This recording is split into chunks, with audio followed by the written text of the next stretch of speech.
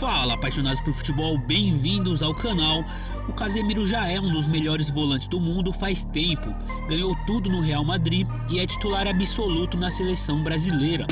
Muitos questionaram sua decisão de ir para o Manchester United, se ele ainda poderia render no mesmo nível, e a realidade é que logo de cara ele transformou completamente o time e os levou para outro patamar.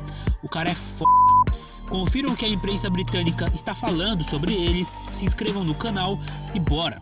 I watched it on telly and I was blown away by him. What was it like to see him there live and the impact that he had on that game? Yeah, I've seen him quite a few times live so far this season, and he is an absolutely fantastic player who was so strange that people were saying, you know, has he still got it?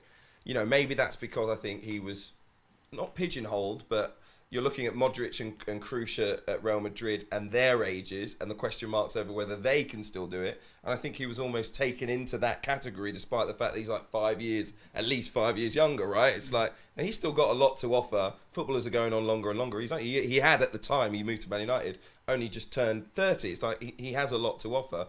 And that has been the best thing about watching him and watching him on Sunday, his ability to exhibit so many different aspects of the game. He's determined in the challenge.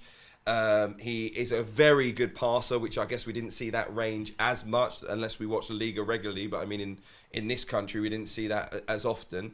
And then of course he's getting goals. He's getting forward at times. You know, he's basically running the midfield box to box, which has been incredible to see. And I think one of the big things in terms of how Manchester United play, we had sat for quite a long time with two holding midfielders, nowhere near his quality, but ultimately his quality allows us now to play a single holder, and that's what we saw on Sunday, and it allows, he frees up the rest of the team completely because in his area of the pitch, there is just so much confidence that he'll be able to win the ball back and we will be able to start attack. So his quality is just, you know, he's right up there in terms of the best signings in the Premier League, certainly, from last summer. He's really provided a glue that's taken him to another level this year, isn't it? Yeah, he's a transformative signing. We should have known better, really, because if you put a world-class midfielder into a cohesive system, it's probably going to work, isn't it? And that's what Manchester United have got now. They've got a manager with a plan.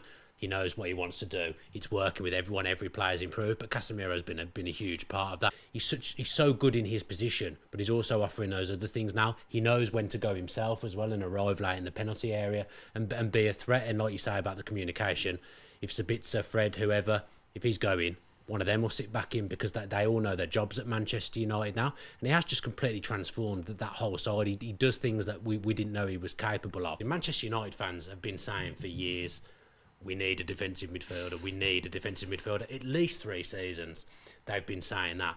Finally, they've got one in. And look what it's done to them. Obviously, the manager has made a huge difference as well. But he has been some signing. At the moment, I don't know, he's not just the best defensive midfielder in the Premier League. He's the best defensive midfielder in the world.